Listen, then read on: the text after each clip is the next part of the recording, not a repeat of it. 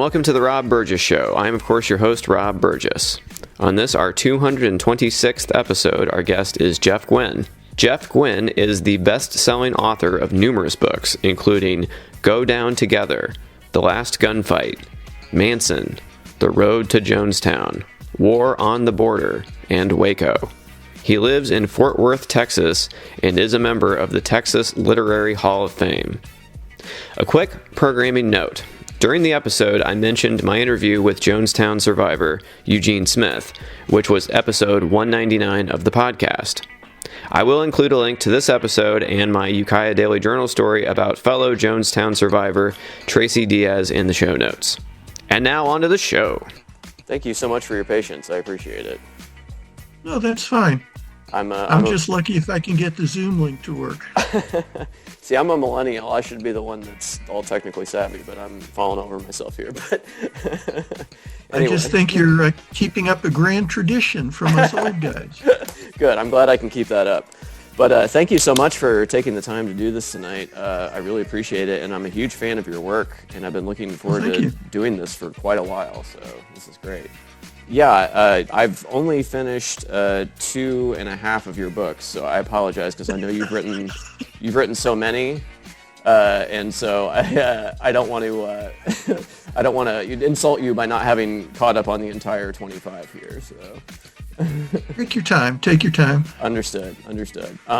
It says you have to give me permission to record on the computer. I don't know if there's some button you have to push. Well, I'm looking and I don't see any. It's under... I will verbally give you my permission to record. But yes, I see. I first became interested in your work because you wrote The Road to Jonestown, which I thought was great. And it's a story I've covered for many years, and I thought you laid it out all very well. I have a lot of strange kind of personal connections to that story.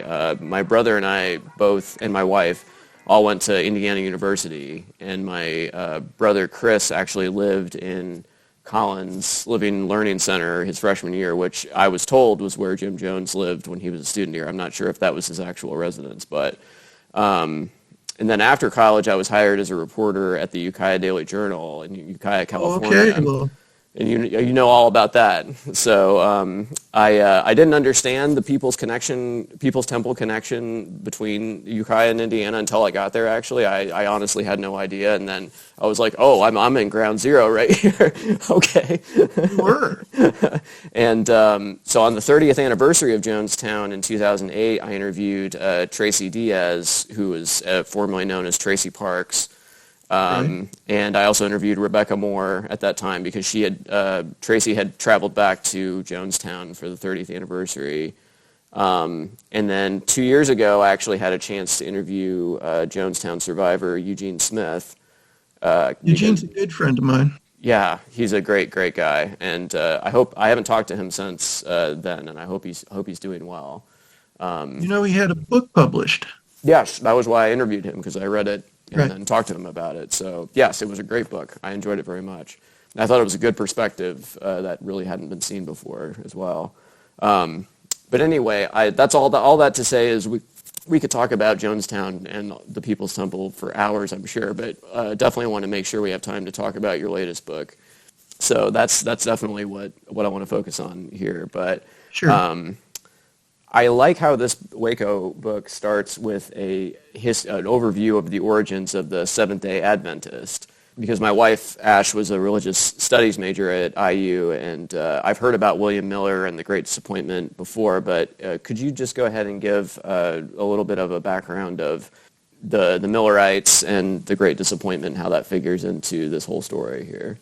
Sure. In the 1800s, mostly in mid and northeast America, there was a belief that the end times were in fact imminent.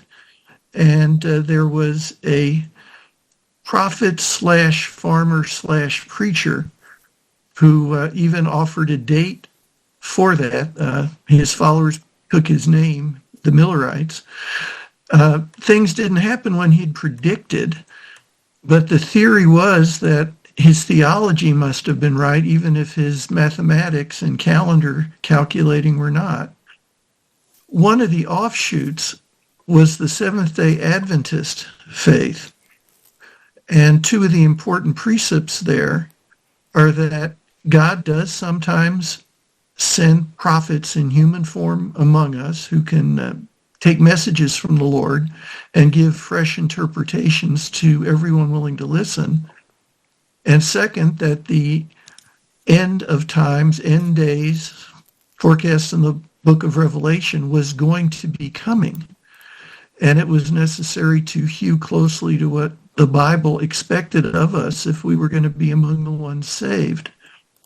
The Branch Davidians were an offshoot, really, of Seventh-day Adventists. In Los Angeles, there was an interesting fellow who was a washing machine salesman during the day, but in the evening he taught Seventh-day Adventist. Victor Houteff was his name.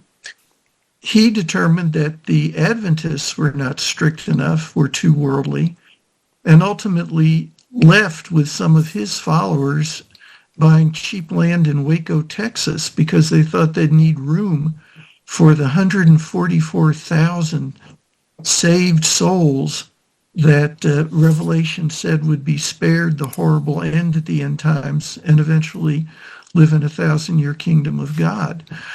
So the Branch Davidians in Waco were actually an offshoot of over a century of religious faith. They were not some fly-by-night outfit, and for all that their interpretation of the Bible may not be acceptable to a lot of people or even reasonable, they devoutly believed that they knew what God required of us. Yeah, that leads exactly into what I was going to talk about with that kind of schism that happened. Now, an interesting other kind of forebearer to all this, and you talk about this in the book, is Cyrus Teed. Now, could you, I didn't get the sense that we could ever prove whether or not David Koresh ever checked out this book from the library, but you were able, or somebody was able to locate this. We're in a time period when he could have seen this. Explain who this person was, and then maybe go from there. But yeah. Well, Cyrus Teed is proof that you start researching a book, and occasionally you find something so jaw-dropping that you have to start going in a completely different direction than you had expected. David Koresh gained ascendancy among the Branch Davidians by claiming that during a 1985 trip to Israel, he, then known as Vernon Wayne Howell, was raised up to heaven by angels and was informed there of three things. The first, that he was the new version of Old Testament King Cyrus, and in the Old Testament, Cyrus defeats Babylon and rescues Israelites and helps rebuild the temple in Jerusalem. Because of this, he's the only Gentile recognized as a Messiah in the Old Testament. Vernon Wayne Howell is told that since you are Cyrus, you must take his name, and in Hebrew, Cyrus is pronounced Koresh. Second, that the newly minted Koresh is the Lamb in the book of Revelation. The Lamb is the one who will open the seven seals of the great book. And as he opens each seal, something catastrophic will happen on earth until all seven are opened. And the Lamb will, and his followers will fight the agents of Babylon. For ascendancy, the Lamb and some of his followers must die, but will be translated by God, return, and finally defeat Babylon and help usher in the 1,000-year kingdom of God on earth. The third thing that Koresh stressed was that exactly as the angels predicted, he and his followers must fight Babylon, the United States government, and die so they can come back and fulfill their final destiny. All these things sound not only apocalyptic, but somewhat grand and unique. However, almost 100 years earlier, a New York City physician turned alchemist named Cyrus Teed had prophesied the exact same things. Moving to Florida with his followers, he took the same name Koresh because of the pronunciation, stated he was the Lamb, swore that he would bring about with his followers the end times, word for word. Mm-hmm. I couldn't understand how Vernon Wayne Howell, who read the Bible and nothing else, would ever have heard of Cyrus Teed. It turned out that there was a book of Teed's prophecies, a very rare book, in the Waco Public Library, and that Vernon Howell's mentor, the leader of the Branch Davidians prior to him, Lois Roden, also claimed some of the same prophecies that Cyrus Teed had made.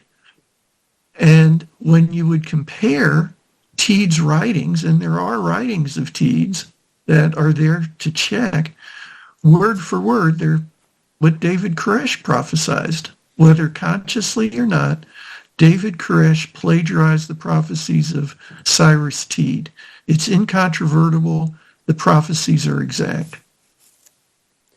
Yeah, and it is kind of amazing how many parallels there are. And at one point, didn't they try to get this book into, like, just skipping forward the story, but like during the siege, wasn't there a point at which they tried to get this book inside the compound?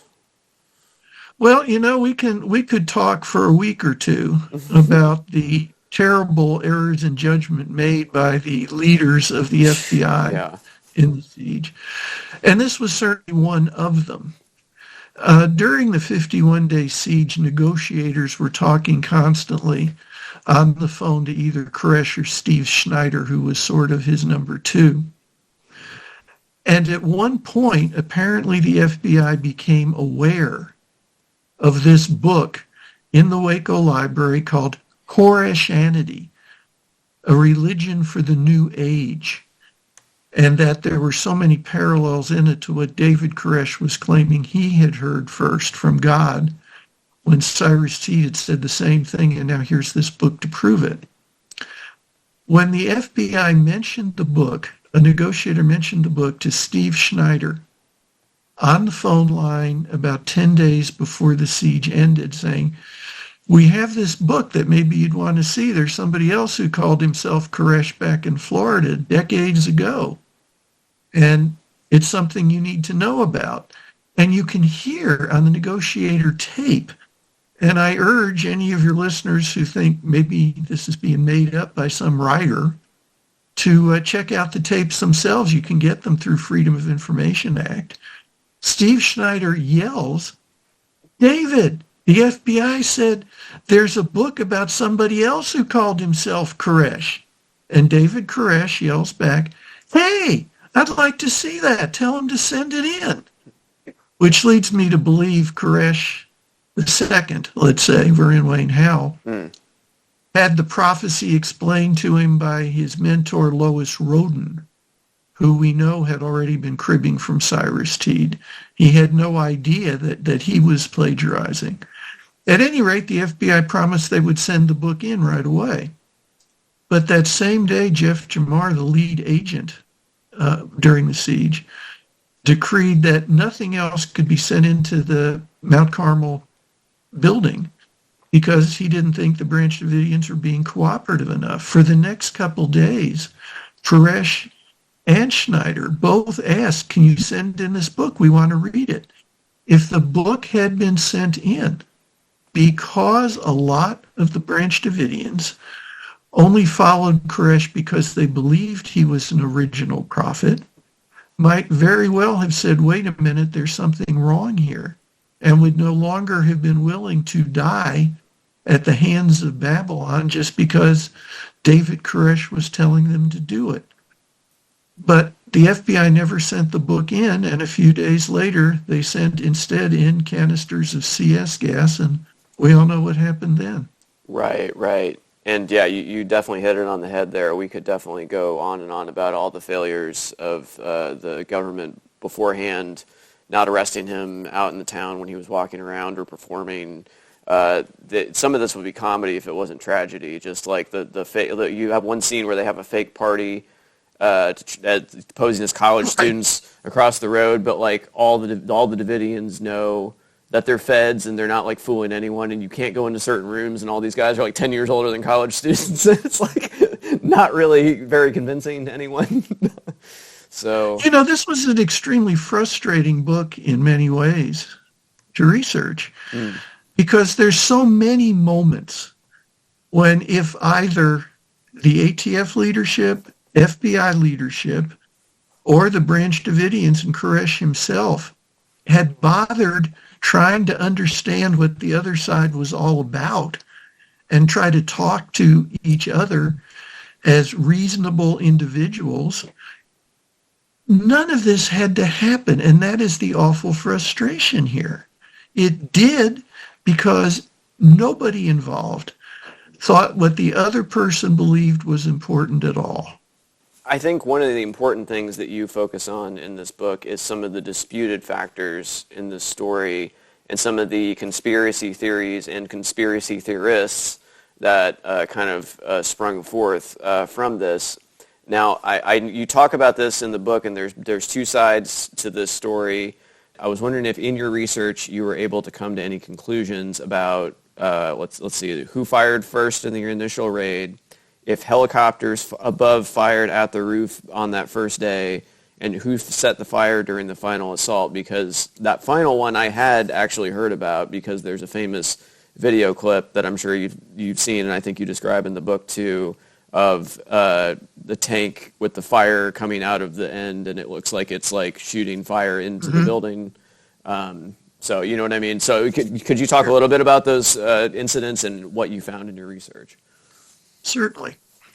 The main conclusion you can draw after studying everything, and I was able to get a lot of documents from the FBI through Freedom of Information Act, and ATF agents who had never talked much before about the initial raid on February 28th, 93, not only spoke with me openly about what happened, but they had certain internal documents from the ATF that they had saved all these years. So we have a pretty clear picture of some things. Of the three big disputed areas, the first is on February 28th, who fired first? Did ATF go in with guns blazing? Or did they go in expecting that they would simply be able to get inside the compound, take control, and arrest Koresh without a shot being fired? ATF agents, and I've talked to over 20, talked to them separately so they weren't all together, just one would say something and everybody else would agree to it, are unanimous that the first shots were fired from inside the compound. The Branch Davidians, the survivors, and there are a few who I talked to, all insist that the first shots came from ATF. I found three members of the media who were from the Waco newspaper directly across the road from Mount Carmel when the fight began, and who had no reason to be on one side or the other. All three of them were positive the first shots came out from inside the compound at the ATF agents. We'll never know for certain, and the ATF agents and the surviving Branch Davidians all absolutely insist that they're right and the other side is wrong.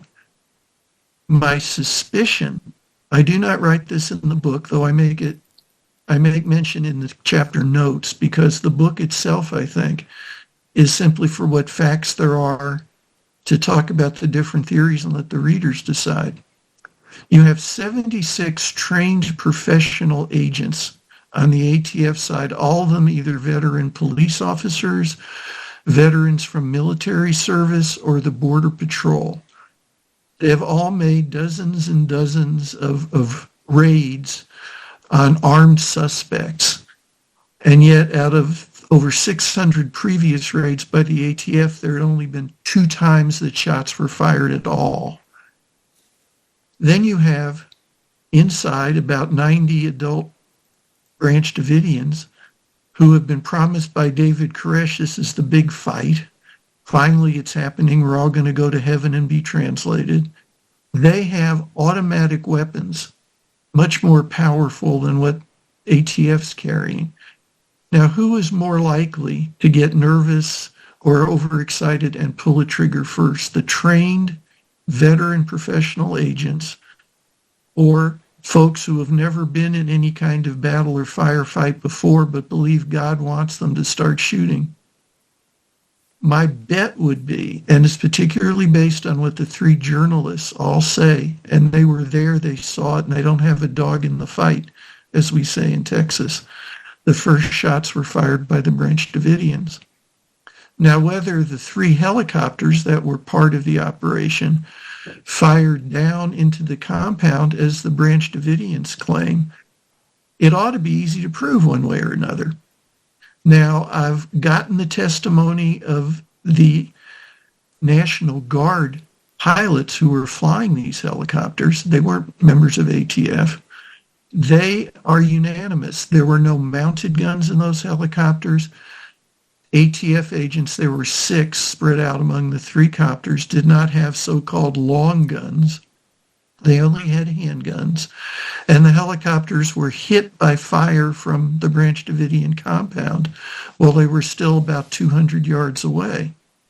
According to the pilots, not ATF, but the National Guard pilots, there was no firing from the helicopters.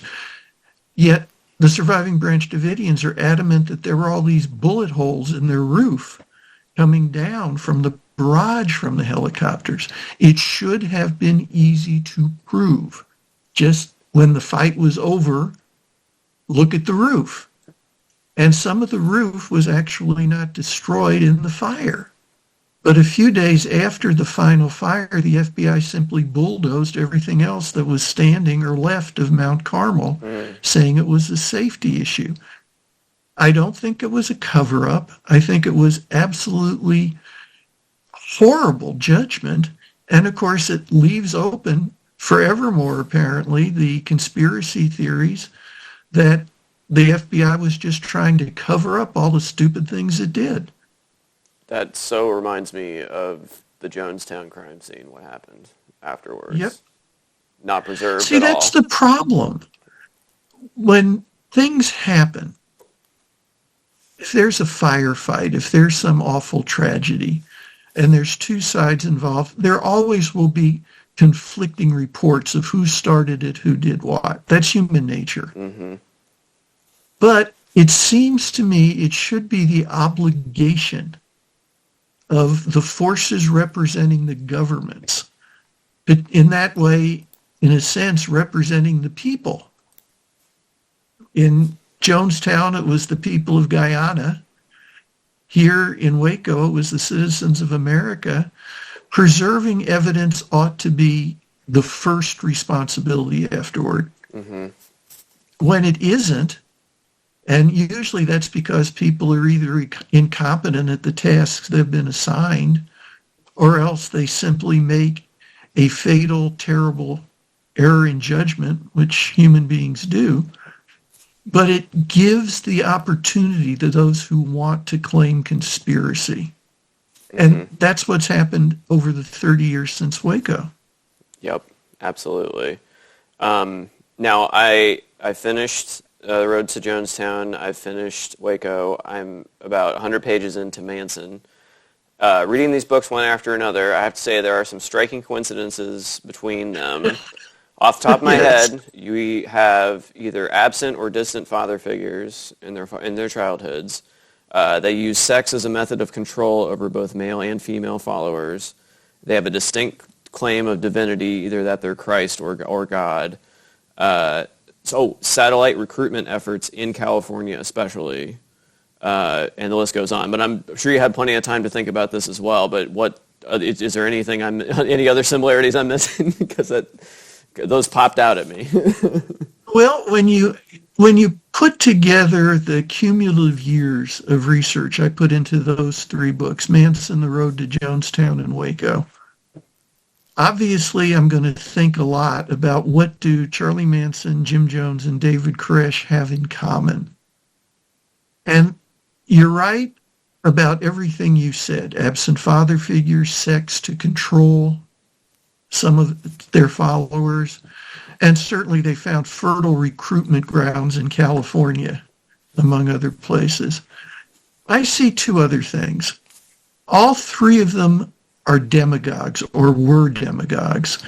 And the first obvious sign of any demagogue, man or woman, anywhere in the world, California, Texas, pick it, is that he or she will claim there is some great evil that is happening and I am the only one who can stop it.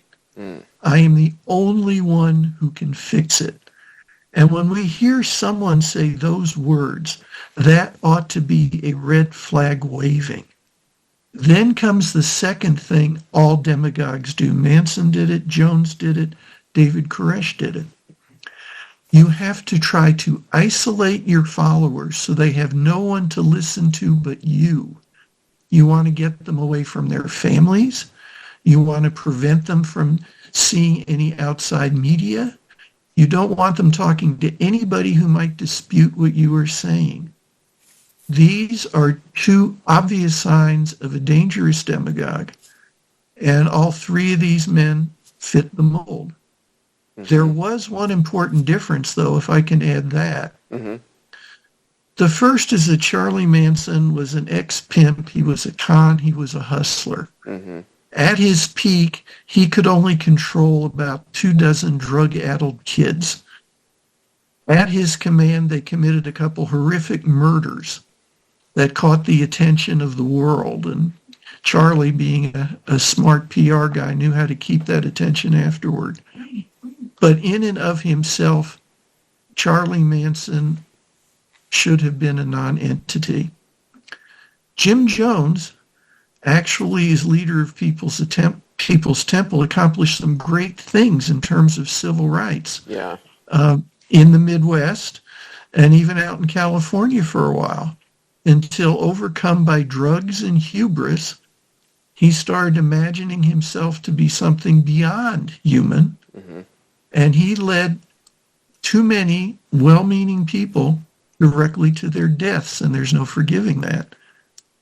David Koresh, and particularly his followers, whatever we might think about their beliefs, whether we think they're wrong, whether we think they're crazy, truly believed that they were all doing the will of God. As one of them said to me, if you believe in God, and you believe God has told you to do something, wouldn't you do it? So while we certainly can say their interpretations were terrible, were wrong, led to all this unnecessary death and violence, at least they were sincere about it. They were doing what they thought God wanted them to do. Just as many of us, when we go to church on Sundays, believe, when the sermon is preached, that we're hearing the word of God. They just took it to an extreme. Yeah. Well, I'm glad you brought that up about Jim Jones, because I think that is why that story hit me so hard when I interviewed Tracy the first time and went on from there. It's just like, I could totally see myself getting mixed up in something like that, because I believe in that stuff too. Like, I want racial equality, and I want people to be treated equally, and I couldn't see myself getting caught up with Charles Manson or David Koresh, frankly, but People's Temple, I was like, okay, I that's why I was like, oh my gosh, this is such a tragedy. There's so many well-meaning people that got caught up, like hundreds and thousands of people got caught up in this because they believed in something, positive. At least it was in their minds. I don't think they wanted to join a death cult or whatever. I think they wanted to join something to improve the world. And I don't know, I just broke down crying the first time I wrote that story. It hit me so hard. But yeah. It was hard to interview the survivors of People's Temple. Well-meaning people who didn't join People's Temple to get something or any recognition, but to try to make a positive difference in the world. You have to respect beliefs, but there comes a point for some belief where it crosses a line. Now, the Branch Davidian survivors, to this day, every one of them believes that everything that happened was a violation of their right to religious belief. That the whole thing was motivated by ATF, FBI, the American government not wanting them to worship as they pleased. But here's something that we always need to keep in mind when we think about Waco. And I particularly recommend it to the conspiracy theorists who say the government was out to kill innocent people and those who listen to those conspiracy theorists. There were three groups involved in what happened at Mount Carmel: the ATF, the FBI, and the Branch Davidians. For both the ATF and the FBI, the best possible outcome would have been that no one was hurt, no one was even scratched, that each agency in its turn wanted to have this great bloodless triumph, taking these lawbreakers, and they were lawbreakers with illegal guns, which gets overlooked a lot, and bringing them to justice. The only group among the three that had death as a necessary part of its agenda was the Branch Davidians. Mm. Yeah. On a lighter note, have you been summoned to the North Pole to record any more tales of either Santa or Mrs. Claus lately? Well, I write fiction and nonfiction, but even my fiction is based on history. Yeah. And I don't always write about cults and killers. I've written a book about Thomas Edison and Henry Ford, who didn't kill anybody. It's true, I've written a few books about Santa Claus because I wanted to follow the real history of all the Christmas traditions. I didn't know them. I thought it would be fun to find out what they were. Mm. Sometimes you research things and you get a smile on your face, and other times it's harder. But history only matters if we study it and learn from it. So much is cyclical. We're seeing things now in America. 2 years after Waco, Timothy McVeigh blew up the federal building in Oklahoma City, claiming it was in retaliation for Waco and that you have to give the federal government back what they're giving to the rest of us. In my book, we have a picture of McVeigh outside Mount Carmel, sitting on the hood of his truck selling anti-government bumper stickers. Mm-hmm. When we see the attack on the U.S. Capitol, January 6, 2021, if you look at the websites, some of the organizational leaders who were very much involved in that, they claim very proudly that Waco taught them that they needed to take up arms and be ready to fight the government with any means necessary.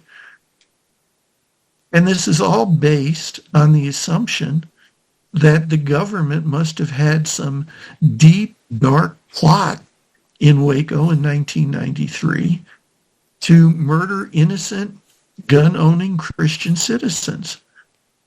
If you want to say that the FBI and ATF made egregious errors that resulted in unnecessary death, and that is a terrible thing, I don't speak lightly of it or write lightly about it. That's fair. But if you use a tragedy not as something we should learn from, but rather as an excuse to go out and create more tragedy, that's absolutely wrong. Yeah, absolutely. Are you working on any other novels next? I would imagine that it's kind of a relief to write about Santa Claus after writing about some of the other things you write. You write on a wide variety of topics, as you pointed out, but you write about some pretty gruesome things, and I'm sure it's nice to have that outlet of fiction to come back to. And how do you construct scenes and dialogue? Because with obviously nonfiction, it's all just kind of there. But how do you go about switching in your mind when you're writing, I guess? Well, all forms of writing are storytelling. Mm. And when I say storytelling, I'm not necessarily talking about making everything up. In all my nonfiction work, I'm very careful to have lengthy chapter notes so that readers don't have to just take my word for anything. They can see exactly where I got all the information that's in the book. What I look for is some historical act, iconic individual that did things that carried an effect far beyond their own lives, that affect us continually up to this day. Then I try to pick a subject, whether it's David Koresh, whether it's Edison and Ford taking summer trips in cars and turning us into a car culture, whether it's where Santa Claus got that name and why he always wears a red robe with white trim. And I want to learn about these things that I don't know. I never would want to write a book where I thought I knew everything to begin with, because when you do that, you're only going to cherry pick the facts that you find to fit what you already thought. So I like to get the excitement of discovery. And sometimes it's discovery that makes you smile. The reason Santa wears a red clothes with white trim is that the original Nicholas was a bishop in the early Christian church. And for formal occasions, the bishops would wear red robes with white trim. It goes all the way back there, a couple hundred years after the birth of Christ. And other times, when you find that the leaders, not the actual POAs, plain old agents, of the FBI and ATF, were led into horrific events that resulted in deaths by some agents and deaths by Branch Davidians that didn't have to happen because their superiors made god-awful decisions, it's not very cheerful. But facts matter. History matters.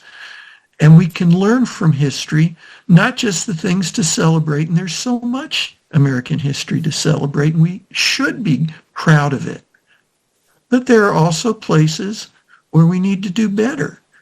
And to accomplish that, we have to understand how we made the mistakes in the first place so we can avoid them from now on. We don't do a very good job of that sometimes. Mm-hmm. Yeah, definitely. Well, thank you again for taking all this time and being such a great sport this evening. I really appreciate it. My final question I always ask is, what music have you been listening to lately?